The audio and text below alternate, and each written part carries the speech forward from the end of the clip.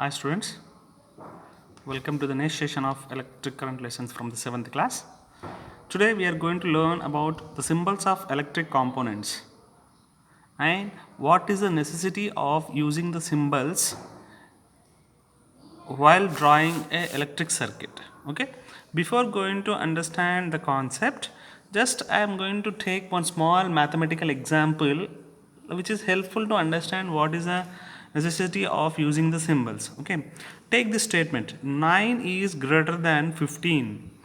This much big statement, and this statement not big, this statement can be made simpler by using the symbols. That is, instead of writing is greater than these three words, I can use a single symbol, that is 9 is greater than 15. This symbol, the usage of symbol will help me in order to minimize the complexity and in order to minimize or reduce the time and make my work easy.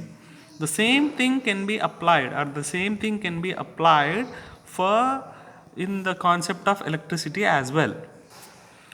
Here in our page number 65 of our science textbook consists of different symbols for different electric components.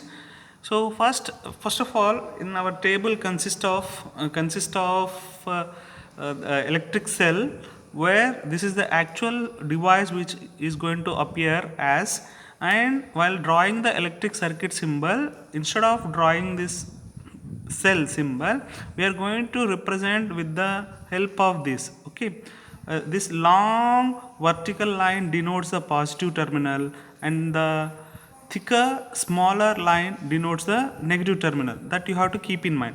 Whenever we are drawing the battery, the long vertical line should be represented as a positive terminal and the shorter one should be represented as a negative terminal. And the electric bulb will be used in this symbol where the state of the bulb is in off position. The electric bulb is in off position. In order to represent electric bulb in off position, we should use this symbol. And this is the switch. Of course, we are very much familiar with this switch, what we will use to switch on or switch off all electric appliances in our home. Okay, this electric switch, the position of the electric switch is in on position. In order to represent the switch is in on state, on position, we use this representation. Okay, switch is a device used to close or open an electric circuit. Okay, in order to supply the electricity to the electric circuit in the electric circuit, or in order to disconnect the electric current in a circuit, we will take the help of the switch. Okay, now next one, if you go the switch in off position, okay, that off position switch is represented in the form of this. The switch is in open state. You can able to identify the difference between this above one and this one. This switch is also a key to open the circuit and close the circuit. Now the fifth one, if we come, that is in order to represent the state of a bulb in glowing state. If we say the bulb is in a glowing state, in the first one is in here, when we go, the bulb is in off state, where this one is bulb is on. This, the glowing symbol shows the bulb is in on position. Next, sometimes there is a need of connecting two or more batteries in a circuit in order to give the more electric power supply to that devices whatever used in that electric circuit. Now whenever we are using two batteries connected in a circuit, we use this representation in order to have two or more batteries joined together form a battery. Okay, cell, these two or more cells, whenever they are connected, it is going to form a battery. Now this is a fuse. The symbol of the fuse is denoted like this. Okay, fuse is a safety device used in the electric circuit. Whenever there is more amount of electric supply, or is there is any short circuit, or if any more amount of electric current is passed in that electric circuit, there should be a device which is going to disconnect that electric circuit, so that all the appliances which are used in that circuit can be saved from the damage. Okay, for that purpose we are going to use the fuse. To understand this concept even more better, try to observe these two figures. where in the first one we have the actual representation of the cell and a switch which is in the actual representation. There is a bulb which is in the actual representation and it is in the glowing state. Okay, and it is a closed figure. Now come to this figure, the same figure where the actual devices, electric devices are used and represented.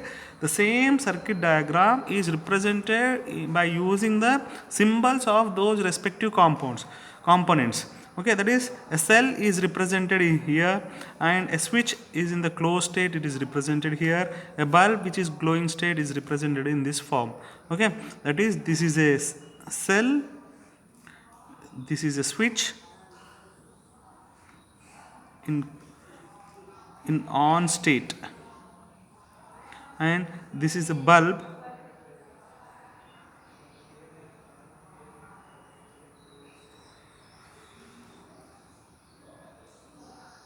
on position. If there is a gap position at the point of the switch, that circuit diagram is considered as open circuit diagram. If there is no gap here, it is considered as closed circuit diagram. Here, in order to represent the open circuit diagram, in place of this we would have placed the position of the switch like this, where it is connected to the battery cell and all other devices. Okay, in order to represent that open, this is an open circuit diagram, where if you press this key it will become a closed circuit diagram. I hope you understood this concept. Now the next important thing that you have to keep in mind is that the sequence of arranging the devices in an electric circuit. What is the sequence? The sequence that we follow, generally the sequence that we follow is, we have to take a cell. For this cell we have to connect to a switch,